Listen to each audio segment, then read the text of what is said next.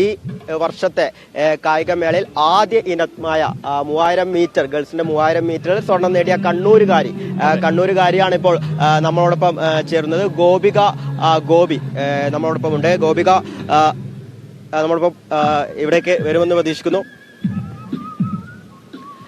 ഏറ്റവും ആദ്യ ഇനത്തിൽ ഈ സ്വർണം കണ്ണൂരിലേക്ക് കൊണ്ടുപോകാൻ വേണ്ടി സാധിച്ചു. എങ്ങനെയാണ് ആ മത്സരത്തെ കാണുന്നത്? എങ്ങനെയായിരുന്നു? ഒരു ടഫ് കോമ്പറ്റീഷൻ ആയിരുന്നു? എതിരാളികളൊക്കെ എത്രമാത്രം ശക്തരായിരുന്നു? അങ്ങനെ പ്രത്യേകിച്ച് കോമ്പറ്റീറ്റർ ഓടി കഴിഞ്ഞപ്പോൾ ഇല്ലായിരുന്നു. 2 റൗണ്ട് കഴിഞ്ഞപ്പോഴും 2-3 ആൾക്കാരെ മുമ്പേ ഉണ്ടായിരുന്നുള്ളൂ. പിന്നെ 400 ലാസ്റ്റ് റൗണ്ട് നന്നായി സ്പ്രിന്റ് ചെയ്ത് പോകാനുള്ള കപ്പാസിറ്റി എൻ്റെ ഉണ്ടായിരുന്നു. അതുപോലെ തന്നെ എതിരാളികളെ ഒന്നും നോക്കാതെ സ്വന്തം കഴിവിൽ വിശ്വസിച്ച് ഓടി ആ വിജയത്തിലേക്ക് എത്തുകയായിരുന്നു. എങ്ങനെയാണ് കണ്ണൂരിൽ എവിടെയാണ് സ്വദേശം? എങ്ങനെയാണ് ഈ മത്സരത്തിലേക്ക് എത്തുന്നത്? അതായത് ഇത്തരത്തിൽ ഈ ട്രാക്കിലേക്ക് എത്താൻ ആരാണ് പ്രചോദനമായത്? അത് ഞാൻ നേരത്തെ ധർമ്മഗിരി വികാസ് സൊസൈറ്റിയിൽ എറണാകുളത്തായിരുന്നു പഠിച്ചത്. അപ്പൊ പ്രണിത സിസ്റ്റർ ആണ് എന്നെ സെലക്ഷനിൽ.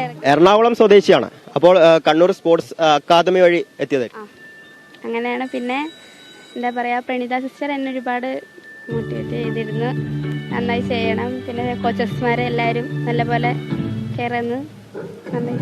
അപ്പോൾ ഈ പ്രാക്ടീസ് സെക്ഷനൊക്കെ എങ്ങനെയാണ്? അതായത് കഴിഞ്ഞ പ്രാവശ്യത്തെ ആ ഒരു കായിക മത്സരങ്ങൾ കഴിഞ്ഞ പാടും തന്നെ ഉടൻ തന്നെ പ്രാക്ടീസ് സെക്ഷൻ ആരംഭിച്ചിരുന്നു. എത്ര മാസത്തെ പ്രാക്ടീസ് ആയിരുന്നു ഉണ്ടായിരുന്നത്?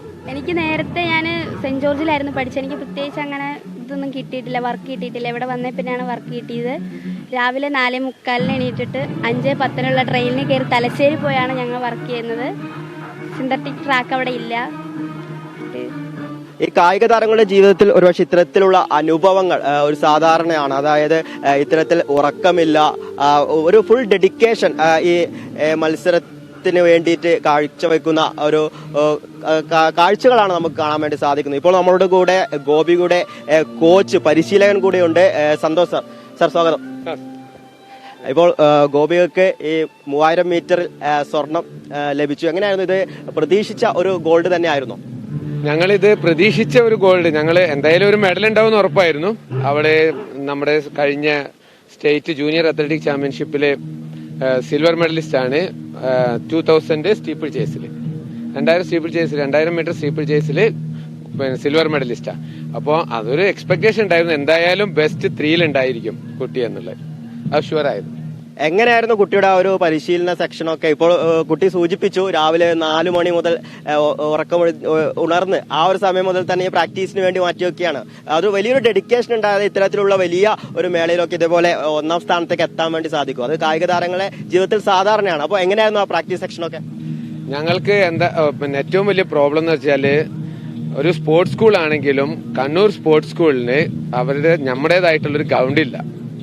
ഞങ്ങള് അത്ലറ്റിക്സിന് പ്രാക്ടീസ് ചെയ്യുന്നത് പോലീസ് മൈതാനിയിൽ വെച്ചിട്ട്, അതും അവരുടെ ഒരു പരേഡ് ഗ്രൗണ്ട് ആണ്. അത് പോലീസ് മൈതാനിയിൽ ഒരു ട്രാക്ക് ഉണ്ട്. ആ ട്രാക്കിൽ വെച്ചിട്ടാണ് പ്രാക്ടീസ് ചെയ്തത്. അത് ഇപ്പോൾ കുറച്ചു കാലമായിട്ട് എന്താന്ന് വെച്ച് കഴിഞ്ഞാൽ കുറച്ച് കൂടുതൽ ആൾക്കാർ അവിടെ വരാൻ തുടങ്ങിയിട്ടുണ്ട്. പോലീസിന്റെ ട്രെയിനിങ്ങും അതുപോലെ തന്നെ പല നമ്മുടെ ഫുട്ബോൾ ടീംസും അതുപോലെ പുറത്തുനിന്ന് വരുന്ന ഉദ്യോഗാർത്ഥികളും എല്ലാം കൂടെ ഒരു ഭയങ്കര രാവിലെ വളരെ ബിസി ആയിട്ടുള്ളൊരു ഷെഡ്യൂൾ അവിടെ. അപ്പൊ അതുകൊണ്ട് ഞങ്ങൾ എന്ന് രാവിലെ 5:10 ട്രെയിൻ പിടിച്ചിട്ട് അവിടുന്ന് തലശ്ശേരി വന്ന് പ്രാക്ടീസ് ചെയ്ത് തിരിച്ചുപോയി കുട്ടികൾക്ക് സ്കൂളിൽ പോകണം. അങ്ങനെ ചെയ്യുന്നത്. അപ്പം എന്താ വേണ്ടതെന്ന് വെച്ചാൽ, നമ്മൾക്ക് ഇപ്പോ ഈ ഒരു സ്ഥിതിവിശേഷം ഉണ്ടായിട്ടും കുട്ടികളെല്ലാം വളരെ നന്നായിട്ട് ഡെഡിക്കേഷനോട് കൂടി പ്രാക്ടീസ് ചെയ്യുന്നതുകൊണ്ടാണ് ഞങ്ങൾക്ക് ഈ ലെവലിൽ എത്താൻ പറ്റിയത്. ഇനിയും മുന്നോട്ട് നമ്മൾ നന്നായി ചെയ്യും. ഗവൺമെന്റ് വിചാരിച്ചു കഴിഞ്ഞാൽ നമുക്കൊരു ഗ്രൗണ്ട് എല്ലാം അവിടെ തന്നെ ഉണ്ടാക്കി തരാൻ പറ്റും.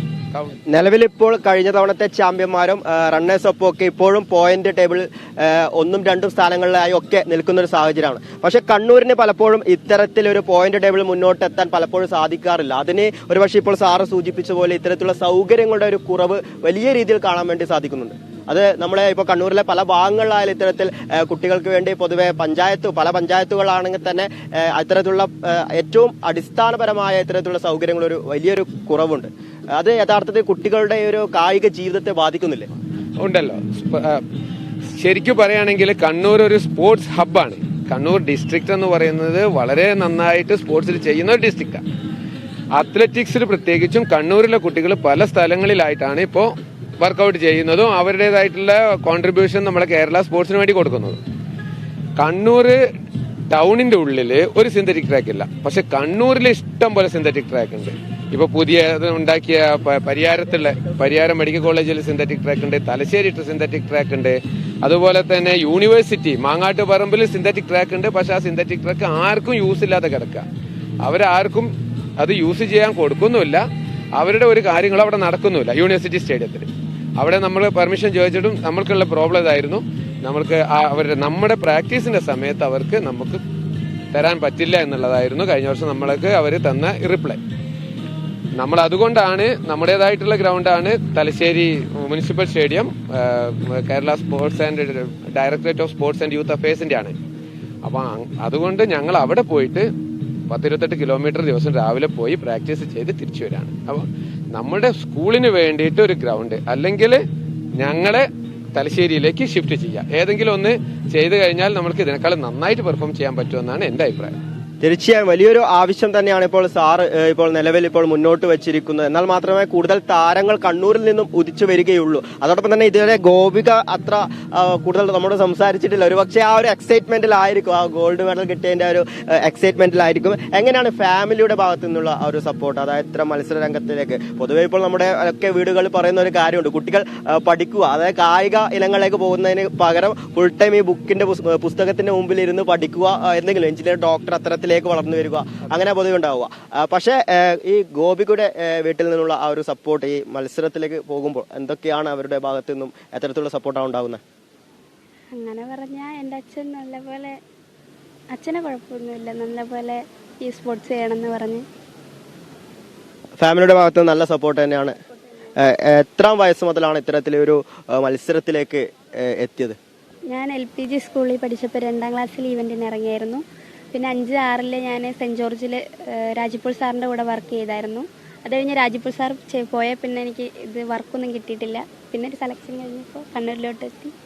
അപ്പൊ സാറിനെ കൂടെ നിർത്തിക്കൊണ്ട് തന്നെ ആ ഒരു ചോദ്യം കൂടി ചോദിക്കാം, സാറിന്റെ ആ ഒരു പരിശീലനം എങ്ങനെയുണ്ട്?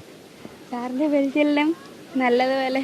അതുകൊണ്ടാണ് ഗോൾഡിലേക്ക് ഇപ്പൊ എത്താൻ വേണ്ടി സാധിച്ചത് അല്ലെ? വലിയൊരു അതായത് ഇപ്പോൾ സൂചിപ്പിച്ച പോലെ തന്നെ ചാമ്പ്യന്മാരായ ഒരുപാട് പേരുണ്ട്. പാലക്കാട്, മലപ്പുറത്തിനെ പോലുള്ള ഒരുപാട് ടീമുണ്ട്. പക്ഷെ അവരെയൊക്കെ മുൻനിർത്തിക്കൊണ്ട്, അതായത് അവരെയൊക്കെ കാഴ്ചക്കാരാക്കിക്കൊണ്ട് ഏറ്റവും ആദ്യത്തെ ഗോൾഡ് കണ്ണൂരിന് സ്വന്തമാക്കാൻ കഴിഞ്ഞു എന്ന് പറഞ്ഞ വലിയ ഒരു സന്തോഷം നൽകുന്ന ഒരു കാര്യമാണ്. പ്രത്യേകിച്ച് ഞാനും കമലേഷൊക്കെ കണ്ണൂരുകാരാണ്. അപ്പോൾ നമുക്കത് കുറച്ചുകൂടി സന്തോഷം നൽകുന്ന ഒരു കാര്യമാണ്. അതായത് ആദ്യ വാർത്ത, ആദ്യ ഗോൾഡ് കണ്ണൂരിന് പറഞ്ഞിട്ട് നമ്മളൊക്കെ ബ്രേക്കിംഗ് കൊടുക്കുമ്പോൾ അത് നമുക്ക് വലിയൊരു സന്തോഷം നൽകുന്ന ഒരു വാർത്തയായിരുന്നു. അപ്പൊ തന്നെ ഇനി എങ്ങനെയാണ്, ഇനി മത്സര ഐറ്റംസ് ഉണ്ട്, വലിയ പ്രതീക്ഷയുള്ള ഐറ്റംസ് ഏതൊക്കെയാണ് കണ്ണൂരിനെ സംബന്ധിച്ച്? കണ്ണൂരിനെ സംബന്ധിച്ച് ഞങ്ങൾക്ക് ബിലോ 14 ഇയേഴ്സ് ഗേൾസിന്റെ, സബ് ജൂനിയർ ഗേൾസിന്റെ 100 മീറ്റർ, 200 മീറ്റർ, അതുപോലെ തന്നെ 4x100 മീറ്റർ, ഇതിലെല്ലാം നമ്മൾക്ക് നല്ല പ്രതീക്ഷയുണ്ട്. നമ്മളെ ഇപ്പോൾ കേരളത്തിൽ ഏറ്റവും ബെസ്റ്റ് ടൈം ചെയ്ത കുട്ടിയാണ് നമ്മൾ